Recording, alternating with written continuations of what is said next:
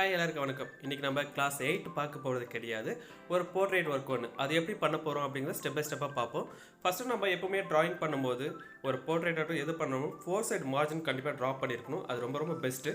So 4 side margin draw பண்ண மட்டும் தான் ஒரு ஒர்க்கு நீட்டாக அழகாக நல்லா பார்க்குறதுக்கு அவுட்புட் ப்ரெசன்டேஷன் ரொம்ப நல்லாயிருக்கும். நிறைய பேர் அதை நம்ம யூஸ் பண்ணுறது கிடையாது. தயவுசெய்து அதை யூஸ் பண்ணுங்கள். ஸோ ஸ்டெப்பு 2 என்னென்னு அப்படி பார்ப்போம். நம்ம ரியலிஸ்டிக் ட்ராயிங் ட்ரா பண்ணுறதுக்கு முக்கியமான ஒரு டூல் அப்படின்னு பார்த்தோம்னா அது பிளெண்டிங் ஸ்டம்ப் தான்.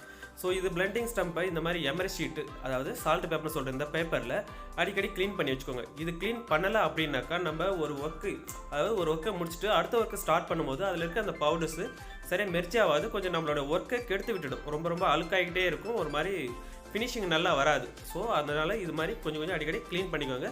இதை லெஃப்ட் அண்ட் ரைட் மட்டும் தான் கொஞ்சம் தேய்க்கணும். அப் அண்ட் டவுன் யூஸ் பண்ணலாம், but down to up use பண்ண வேண்டாம். அது அடிக்கடி இந்த மாதிரி க்ளீன் பண்ணி வச்சுக்கிறதுனால நம்ம ஒர்க் கொஞ்சம் நீட்டாக இருக்கும். அதை கொஞ்சம் பார்த்துக்கோங்க, சரியா? ஸோ பிளெண்டிங் ஸ்டம்ப் இல்லை அப்படின்றவங்க பட்ஸ் யூஸ் பண்ணலாம், காட்டன் யூஸ் பண்ணலாம், சரியா? ஸோ அதையும் யூஸ் பண்ணி பேசிக்கில் நம்ம பிகினஸாக இருக்கும்போது அது யூஸ் பண்ணலாம், நோ ப்ராப்ளம். அதே போல் நீங்கள் பட்ஸ் யூஸ் பண்ணுறதா இருந்தால் இந்த லோக்கல் குவாலிட்டியில் இருக்கிற அந்த பட்ஸ் யூஸ் பண்ண வேண்டாம். மேக்ஸிமம் கொஞ்சம் நல்லா ஸ்ட்ராங்காக இருக்கிறத பார்த்து யூஸ் பண்ணுங்கள். ஒரு சில பட்ஸ் வந்துட்டு லூஸாக இருக்கும். அதெல்லாம் கொஞ்சம் ஒர்க்கில் சரியாக மெர்ஜ் ஆகாது. நம்ம யூஸ் பண்ணும்போது அந்த ஸ்டிக்கு போயிட்டு நம்ம ஒர்க்கை கிழிச்சி விடுறதுக்கான வாய்ப்பு உண்டு. ஸோ அதை அவாய்ட் பண்ணிக்கோங்க. முடிஞ்ச வரைக்கும் இந்த மாதிரி பிளெண்டிங் ஸ்டம்ப் யூஸ் பண்ணுங்கள். பிளெண்டிங் ஸ்டம்பை ஃபுல்லாக க்ளீன் பண்ணி வச்சுக்கோங்க. அடிக்கடி கையெல்லாம் க்ளீன் பண்ணிவிட்டு யூஸ் பண்ணுங்கள். மேக்ஸிமம் அந்த அழுக்கு அவாய்ட் பண்ணுங்கள். ஓகே, ஸ்டெப் 3ல பார்க்குறது எரேசர். இந்த எரேசர் என்ன யூஸ் பண்ணணும் அப்படின்னாக்கா, என்கிட்ட இருக்கிறது எலக்ட்ரிக்கல் எரேசர். இதை நான் அடிக்கடி ரெடி பண்ணிட்டு இருப்பேன். ஸோ எப்போவுமே இது வந்து அழுக்கு இல்லாமல் பார்த்துக்கணும். இதில் இருக்கிற அழுக்கே நம்மளுக்கு ஒர்க்கில் ஒட்டிச்சுன்னா சம்டைம் போகாது. எனக்கு இந்த எரேசர் இல்லை சார், நான் என்ன பண்ணட்டும் அப்படின்னாக்கா, உங்கள்கிட்ட இருக்கிற அந்த நார்மல் அப்சரா எரேசரையை கூட சும்மா சின்னதாக ஒன்று கட் பண்ணி வச்சுக்கோங்க.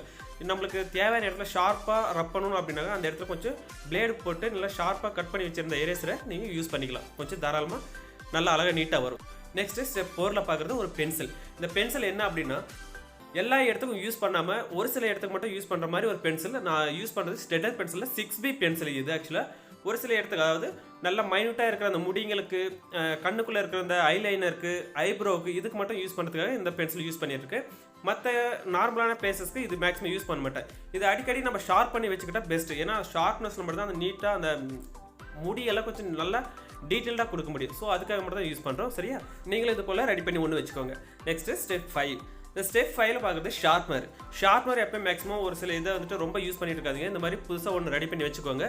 இந்த ஷார்ப்னரில் நான் என்ன பண்ண போகிறேன் அப்படின்னு பார்த்தோம்னா, ஒரு டார்க் பென்சில், அதாவது 10B பென்சில், கேம்லினில் இருக்கிற 10B பென்சிலோடைய பவுடர், அதாவது கிராஃபைட் பவுடர் ரெடி பண்ண போகிறோம், அவ்வளோதான். ஸோ இந்த கிராஃபைட் பவுடர் ரெடி பண்ணுறதுக்கு ஒரு ஷார்ப்னர் எடுத்துகிட்டு ஷார்ப்னரில் பென்சிலை ஷார்ப் பண்ண வேண்டாம், லைட்டாக அப்படி ரோல் பண்ணி விடுங்க. அதை சுற்றி விட்டிங்கனாக்கா அதுலேருந்து அந்த ஷார்ப்னர்லேருந்து பவுடர் ஒன்று வரும்.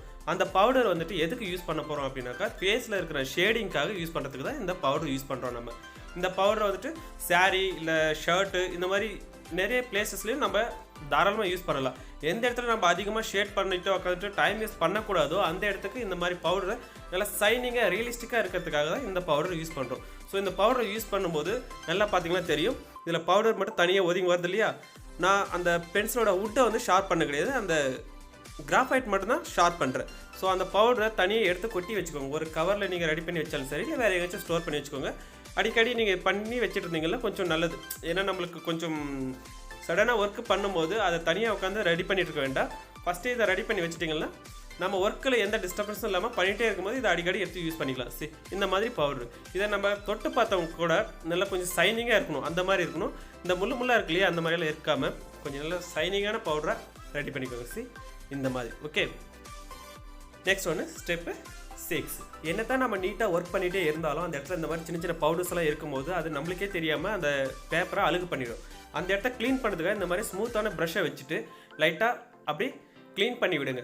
கையில் எதுவும் அந்த மாதிரி பவுடர் தள்ளி விடாதுங்க. அது தள்ளிங்கன்னா நம்மளுக்கு பேப்பரில் அழுக்கு பண்ணி விட்டுட்டு போயிடும். ஸோ நம்மளுக்கு ஒர்க்கு ரொம்ப டேமேஜ் ஆகிடும். ஓகே, நெக்ஸ்ட் வீடியோவில் மீட் பண்ணுறோம். Bye, thank you.